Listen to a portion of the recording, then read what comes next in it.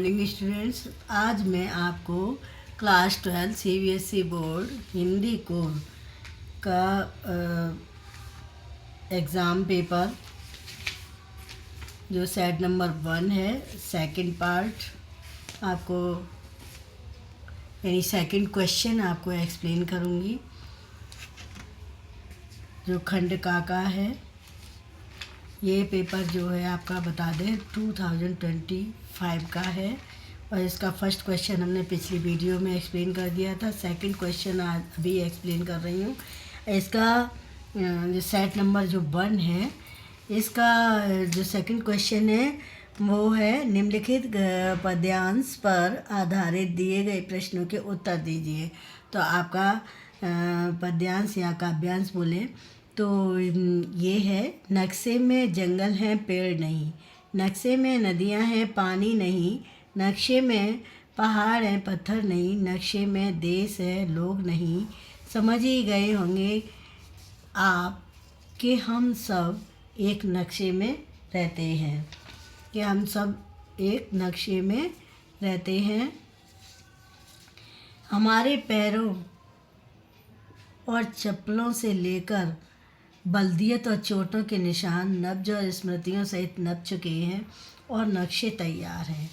नक्शों में नदियां अब भी कितनी साफ हैं और चमकदार, कहती हुई हमें तो अब भी यही अच्छा लगता है। नक्शों में गतियां हैं, लक्ष्य हैं, दिशाएं हैं, अतीत है, भविष्य है और सब तरह के रंग क्या नहीं है। बाजरे की रोटियां और धनिए पुदीने की चटनी एक नक्शे में जा चुकी है।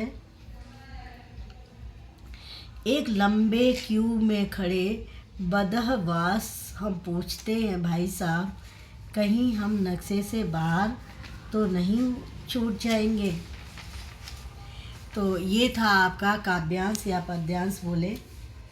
अब हम इसके आंसर बताते हैं आप सभी को। तो सेट नंबर 1 का सेकंड क्वेश्चन जो है उसका फर्स्ट क्वेश्चन है, पैंट और चप्पल प्रतीकार्थ हैं। अब ऑप्शन सुनिए तो हम राइट आंसर बताएंगे। फर्स्ट ऑप्शन है शरीर के अधोभाग में धारण करने वाली चीज़ों के। सेकंड ऑप्शन है दैनिक जीवन में काम आने वाली चीज़ों के। थर्ड ऑप्शन है शरीर को आराम पहुंचाने वाली चीज़ों के। फोर्थ ऑप्शन है शरीर की सुंदरता को बढ़ाने वाली चीज़ों के।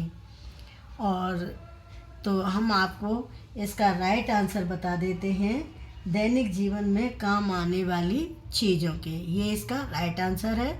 सेकंड क्वेश्चन इसमें है, बल्दियत शब्द इशारा करता है, किसकी तरफ इशारा करता है? ऑप्शन सुनिए, नक्शे में खींचे गए निशान की ओर, देश और समाज से मिली परंपराओं की ओर, और तीसरा है पुरखों और परंपराओं से मिली विरासत की ओर, और चौथा है वालिद से मिली संपत्ति और विरासत की ओर। तो इसका आंसर है सेकंड वाले का, पुरखों और परंपरा से मिली विरासत की ओर। राइट आंसर क्या है? पुरखों और परंपरा से मिली विरासत की ओर।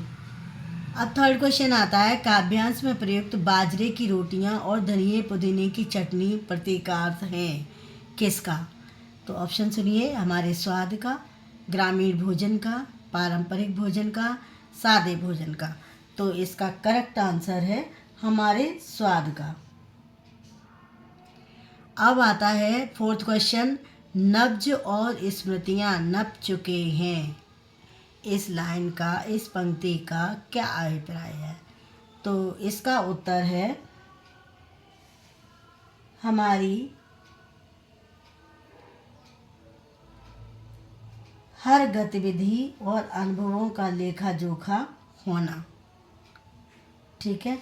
दूसरा पॉइंट है, लिख सकते हैं आप दूसरा, वैसे तो एक ही लिखना है, सभी वस्तुओं और उत्पादों का नक्शे में समाहित होना।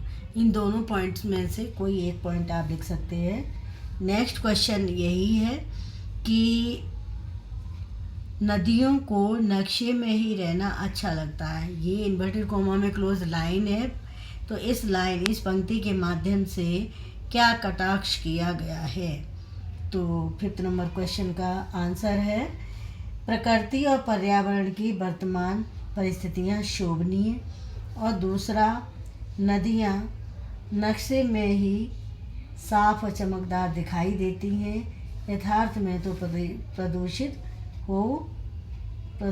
हो चुकी हैं और सूखी हो गई हैं। अब हम लास्ट क्वेश्चन यानी 6 नंबर क्वेश्चन आपको बताते हैं क्या है। हम नक्शे से बाहर छूट तो नहीं जाएंगे, ये पंक्ति है। इस पंक्ति में प्रयुक्त हम कौन है और उनकी क्या चिंता है? तो इसमें उत्तर है एक साधारण व्यक्ति। कौन है? यानी एक साधारण व्यक्ति है। हम कौन है? हम एक साधारण व्यक्ति। हम शब्द का जो अर्थ है, हम कौन है और उसकी क्या चिंता है, तो हम हैं साधारण व्यक्ति और चिंता है वर्तमान से असंतुष्टि और भविष्य के प्रति असुरक्षा का भाव। तो ये सेकंड क्वेश्चन आपका खंड का जो था वो क्लियर हो चुका है। और अब आपका आता है खंड खा। इसमें अभिव्यक्ति और माध्यम पुस्तक पर आधारित प्रश्न दिए गए हैं। तो ये जो प्रश्न है आपको बता दें, ये प्रश्न आपका 3rd नंबर प्रश्न है। निम्नलिखित दिए गए विषयों में, तो मतलब इनका फर्स्ट विषय है मित्रों के साथ स्टेडियम में मैच देखने का आनंद। और सेकंड जो है किशोरों में बढ़ती स्क्रीन लत।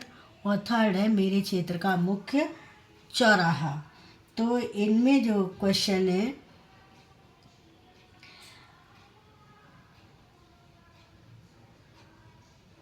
आप इसमें 1 से 20 शब्दों में लिखना है। तो आरंभ जो है इसका 1 नंबर का है, विषय वस्तु 3 नंबर की है और भाषा जो है 1 नंबर की है और प्रस्तुति जो है 1 नंबर की। इस तरीके से इसका डिवीज़न किया गया है नंबरों का। तो इसी तरीके से आपको लिखना है, आरंभ करना है 1 नंबर के हिसाब से, विषय वस्तु 3 नंबर के हिसाब से लिखनी है और भाषा 1 नंबर के हिसाब से और प्रस्तुति 1 नंबर के हिसाब से करनी है। तो ये आपका 3rd क्वेश्चन क्लियर हो गया। अब 4th क्वेश्चन आता है, निम्नलिखित प्रश्नों को ध्यानपूर्वक पढ़कर किन्हीं 4 प्रश्नों के लगभग 40 शब्दों के उत्तर दीजिए। तो इसमें जो प्रश्न है, रटंत शब्द का अर्थ स्पष्ट करते हुए लिखिए कि लेखन के क्षेत्र में इसे बुरी लत क्यों माना जाता है। तो इसमें आप 4th नंबर क्वेश्चन में क्लियर कर सकते हैं। हमारे सेट के अकॉर्डिंग ही सारे आंसर देने हैं हमें। तो 4th नंबर क्वेश्चन है, आपका सेट 3 है, आपको पता है 1, 2 और 3। तो 1 नंबर सेट में जो 4th क्वेश्चन है वो 40 शब्दों में लिखना है। तो फर्स्ट जो क्वेश्चन दिया, रटंत शब्द का अर्थ स्पष्ट करते हुए लिखिए कि लेखन के क्षेत्र में इसे बुरी लत क्यों माना जाता है। तो ये 40 शब्द के हिसाब से आपको फर्स्ट पॉइंट में इसका अर्थ क्लियर करना है। दूसरों के द्वारा तैयार की गई सामग्री को याद करके क्यों न ज्यों का त्यों प्रस्तुत करना।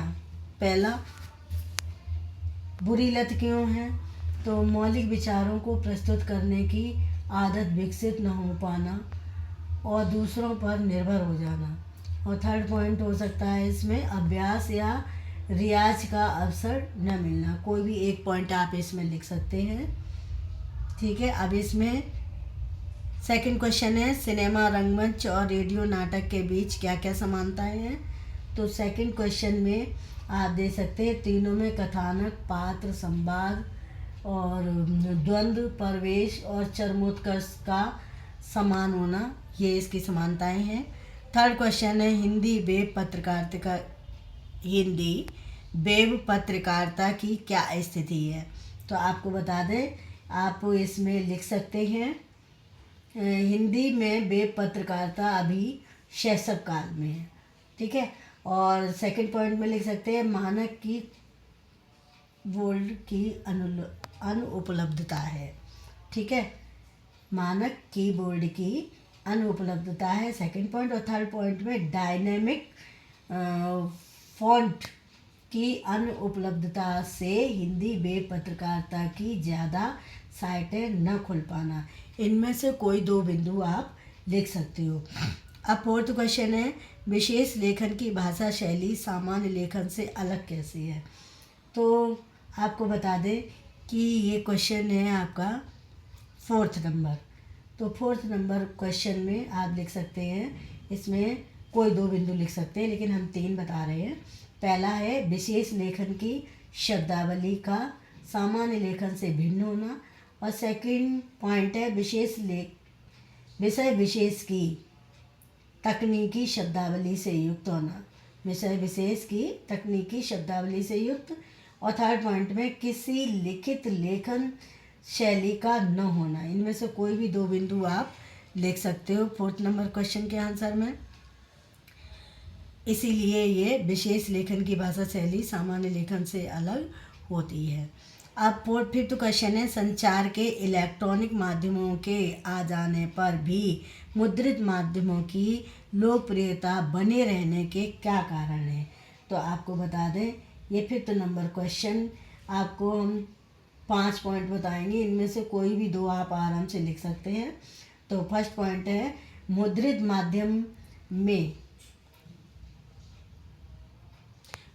माध्यम में स्थायित्व एवं प्रामाणिकता होती है। और सेकंड है सस्ता और सहजता से उपलब्ध हो जाता है। और थर्ड पॉइंट है कभी भी कहीं भी ले जाने और पढ़ने की सुविधा होती है। फोर्थ पॉइंट, इसमें खबरों पर रुककर चिंतन, विचार और विश्लेषण करने की सुविधा होती है। और लिखित भाषा का विस्तार होता है। इनमें से कोई भी दो पॉइंट आप लिख सकते हैं जिससे कि संचार के इलेक्ट्रॉनिक माध्यमों के आ जाने पर भी मुद्रित माध्यमों की लोकप्रियता को बने रहने का कारण बताया जाता है, ठीक है। ये आपका जो क्वेश्चन है फोर्थ नंबर क्वेश्चन क्लियर हो गया। 40 वर्ड्स का है और 5 क्वेश्चन में से एनी 4 आपको करने हैं। अब आपका आ जाता है fifth number question. Fifth number question क्या है, निम्नलिखित प्रश्नों को ध्यानपूर्वक पढ़कर किन्हीं दो प्रश्नों के लगभग 80 शब्दों में 80 वर्ड्स में उत्तर देना है। तो फर्स्ट क्वेश्चन ये है, इसमें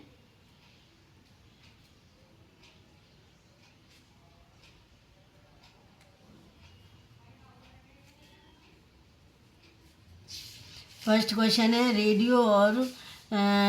रेडियो को श्रोताओं से संचालित माध्यम क्यों माना जाता है।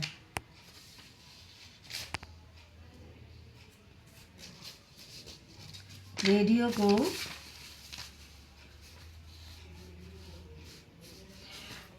को श्रोताओं से संचालित माध्यम क्यों माना जाता है। तो हम आपको बता दें, इसमें 4-5 पॉइंट हम आपको बताए दे रहे हैं। रेडियो की समस्त प्रस्तुति ध्वनि, स्वर और शब्दों पर निर्भर करती है, ठीक है। दूसरा, श्रोताओं की अभिरुचि एवं मांग के अनुरूप कार्यक्रमों की प्रस्तुति होती है। जो कार्यक्रम होते हैं वो श्रोताओं की अभिरुचि एवं मांग के अनुरूप होते हैं, उसमें उनकी प्रस्तुति की जाती है। और थर्ड पॉइंट में पुनः यानी दोबारा से हम सुन सकते हैं और शब्दकोश की सहायता लेने का अवसर नहीं होता है, ठीक है। भ्रामक या अरुचिकर होने की चुनौती होती है। तो ये क्वेश्चन आपका क्लियर हो गया। फर्स्ट। अब सेकंड क्वेश्चन इसमें दिया है, समाचार पत्र पत्रिकाओं में विशेष लेखन का कार्य विशेष विशेषज्ञों से करवाने के कारणों को स्पष्ट कीजिए। तो ये इसके कारण हैं विषय विशेषज्ञ का अनुभवी होना। ठीक है। सेकंड पॉइंट है विषय विशेष की बारीकियों का ज्ञान, विषय विशेष की तकनीकी शब्दावली की समझ। थर्ड पॉइंट है। फोर्थ पॉइंट है विश्लेषण करने की क्षमता। और नेक्स्ट पॉइंट है जानकारी और अंतर्दृष्टि से निहित लेखन पाठकों के लिए लाभप्रद। यानी इनमें से हमने आपको 5 पॉइंट बताए हैं, कोई भी 4 पॉइंट लिख सकते हैं आप और इसका आंसर कंप्लीट हो जाएगा। यानी जो आपको बताया समाचार पत्र पत्रिकाओं में विशेष लेखन का कार्य विषय विशेषज्ञों से करवाने के कारण हमने स्पष्ट कर दिए हैं। तो इनमें से आपको कोई भी 4 बिंदु लिखनी है, यानी 4 पॉइंट लिखने हैं आपको। हमने 5 बता दिए हैं आपको। अब आता है आपका थर्ड क्वेश्चन, कहानी का नाट्य रूपांतर करते समय दृश्यों का विभाजन किस प्रकार किया जाता है। तो इसके आपको 5 पॉइंट बताएंगे, कोई भी 4 पॉइंट आप लिख सकते हैं इसमें। फर्स्ट है स्थान और समय के आधार पर दृश्य विभाजन होता है। और सेकंड पॉइंट है कहानी के अनुसार औचित्यपूर्ण व क्रमानुसार दृश्य विभाजन होता है। थर्ड पॉइंट प्रारंभ मध्य और अंत का ध्यान रखते हुए दृश्य विभाजन होता है। और फोर्थ पॉइंट है कथानुसार दृश्यों का तार्किक विकास होता है। और फिफ्थ पॉइंट में परिवेश और परिस्थितियों के अनुसार दृश्य या मंच सज्जा आदि की व्यवस्था होती है। इनमें से इन्हें 5 पॉइंट आपको बताए हैं, इनमें से कोई भी 4 पॉइंट आप लिख सकते हैं। ठीक है। तो ये आपका खंड खा यानी क्लियर हो गया आपका, पूरा हमने आपको क्लियर कर दिया है। Okay, thank you. अब खंड का जो है वो हम नेक्स्ट वीडियो में क्लियर करेंगे, जो कि बुक पर आधारित होगा। जो आपकी बुक चल रही है आरोह और बितान, इस पर आधारित होगा। Okay, thank you.